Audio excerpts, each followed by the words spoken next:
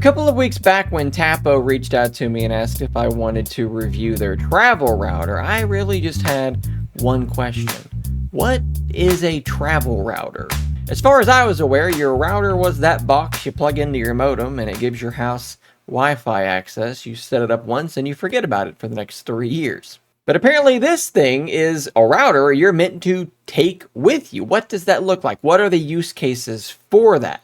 I gotta tell you, while reviewing this thing and diving into what this product is actually good for, I was pretty pleasantly surprised. It actually makes sense. So this is the device we're going to be looking at today. This is the TP-Link Roam, the BE3600. It is relatively small. You're going to see that as we go forward. And this is the general idea for something like this, your own network anywhere. So typically, if you leave your house and you have a laptop or some other non-cellular connected device and you want to have internet access on that device, you have really just two options. Option number one is to turn on your phone's Wi-Fi hotspot and connect to that. And that's going to work pretty well, but it's not necessarily the best solution. Your phone's going to go dead. It's going to be using your battery, and your range, your speed, probably not going to be all that great. Or option number two, you connect to public Wi-Fi, and we all know that there are some potential issues there as well. You're connected to public Wi-Fi, and therefore your device, your information might be more exposed than you would want it to be, and that's where this thing comes in. It's meant to basically be a middleman. So the first thing I'm going to do is take you through this setup process with the application, because I actually found this to be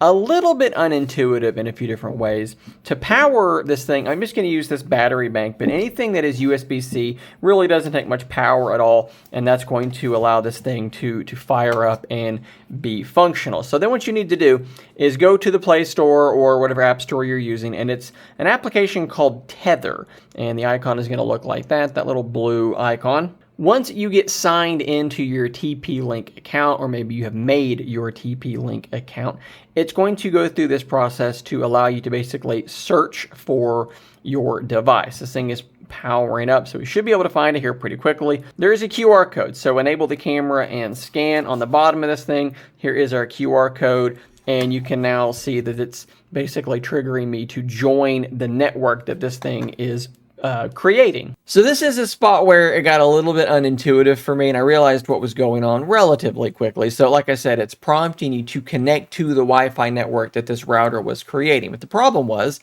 my phone would connect to that and go, there's no internet access here. So it would disconnect it and reconnect to my home network, and the setup process would fail. I had to kind of just keep going back in and telling it, connect to that one. That's the one that I want. I think a lot of phones will actually have a setting that says something about like disconnecting from poor quality networks or something like that. You could also just go in and just forget your home network in your phone settings for the moment, just to get kind of past this point. But if you're having that issue where it keeps failing, what's probably happening is your phone is disconnecting from it because it's not set up yet, so there's no internet there, and it's thinking you have Wi-Fi available that actually works. Let's just connect to that. At this point, what you're going to do is you're going to connect this thing to your router or to your modem via an Ethernet cable, and that's going to basically get you through the rest of this next section of the setup process. So now that we have done that, we're going to hit the arrow and go forward, and it's going to restart the modem. This is going to give you a password to be able to actually manage the device. So at this point, you're basically going to be setting up your initial connection. And don't worry, you can do these other things later. I'm going to show you the simplest way that I found, which is just setting this up via your current Wi-Fi network or any public Wi-Fi. So we're going to select this. It is going to scan for wireless networks, and you're going to be able to pick the network that you're currently using. And again, don't worry, you can change this to something else later. So we're going to select my Wi-Fi network and put in the password. And then after you hit join, you can name what this thing is going to be. It's going to have a 2.4 gigahertz network and a 5 gigahertz network. That's going to be a little bit faster, but shorter range. You can just name it whatever you need it to be. After that, it's going to apply those settings, and you should lose that Wi-Fi connection to the router because it has now changed. The name should be different. So what you can do while this is happening, you can go ahead and kind of jump ahead here, is go into your Wi-Fi settings, and pretty quickly you're going to see that one go away, and it's going to be replaced with whatever you just named it. You should see that new connection that you made pop up. You can connect to it, and basically what's happening right now is this guy is connected to my home's Wi-Fi, and then I'm connected to this. So it's basically sitting as like an intermediary, and that makes sense if you were using public Wi-Fi. Rather than just connecting directly to their Wi-Fi, you're connecting to this, and this is connecting to your Wi-Fi. So it's giving you like an extra layer of protection, an extra layer of privacy. Now, I do want you to understand, I have a 1 gig connection. So you can see here connected to this, and then this is connected to my Wi-Fi. That is the kind of speed that I am currently getting. Let me go ahead and let me switch to my actual Wi-Fi directly, and you can see how big of a difference there is in that speed. Let's run this speed test again, and we'll see if I'm losing a ton of speed.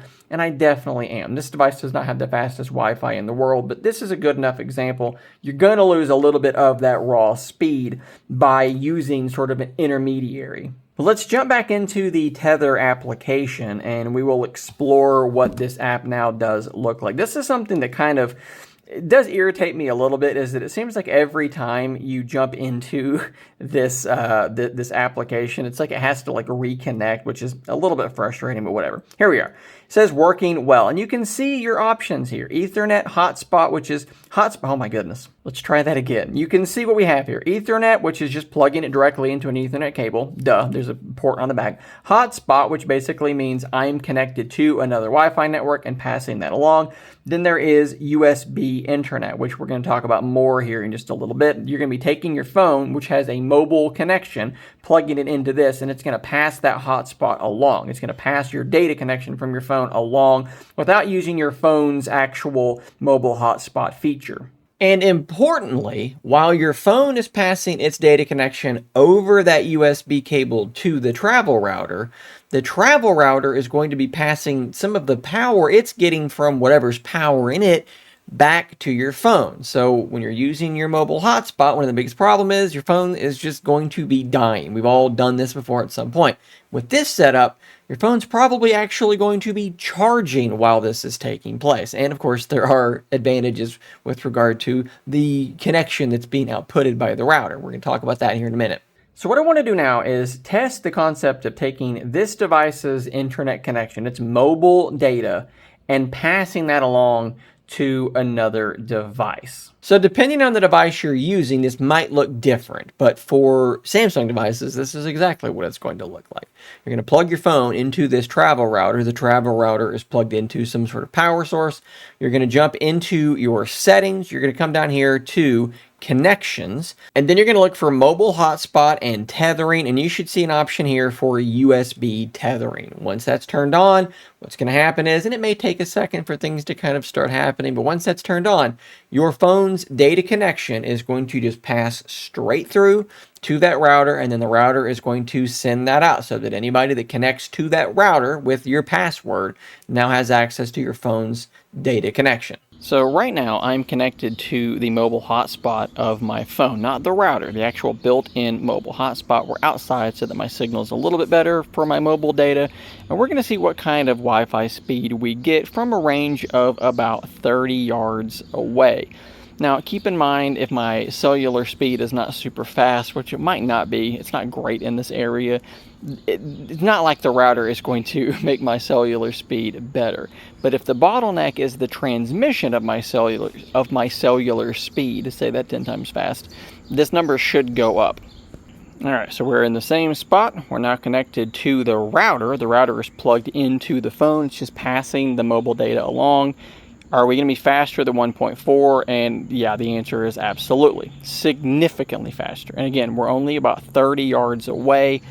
And you can see the difference between using your phone's mobile hotspot versus plugging your phone into an actual router that has it's just going to be much more capable of sending that internet signal over a distance. And of course, it goes further than that, right? If you've got multiple people all sharing this connection, they're all going to be able to benefit from this much more than just having multiple devices connected directly to your phone.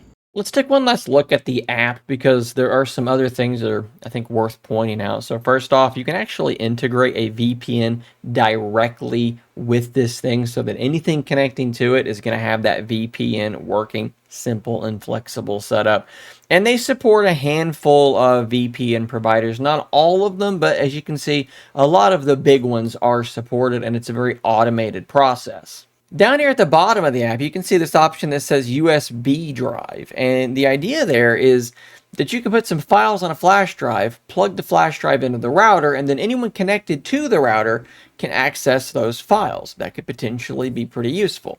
But for whatever reason, I just can't seem to get it to work. I click on it and it's just blank. I know there are files on this drive, but I can't see them. We'll restart the app and see if anything's different. I don't know, maybe if TP-Link, maybe if you guys are watching the video, you can give me some guidance here, but we're going to jump back in and there's just nothing there. So yeah, not a perfect experience, at least for me.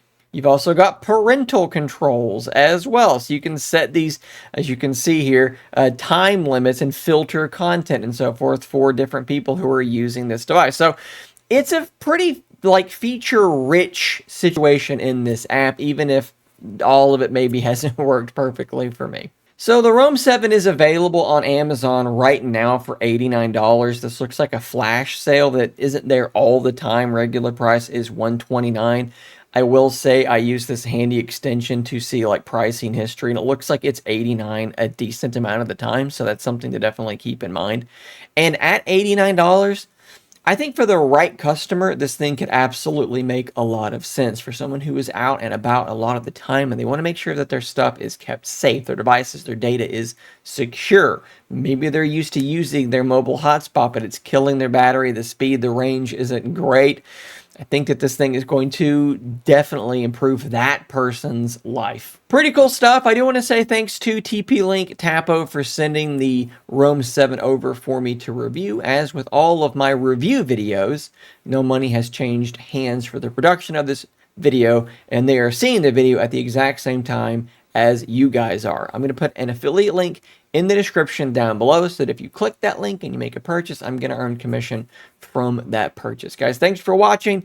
Give me your thoughts on this device in the comments down below. I'll see you on the next one. And until next time, stay nerdy, my friends.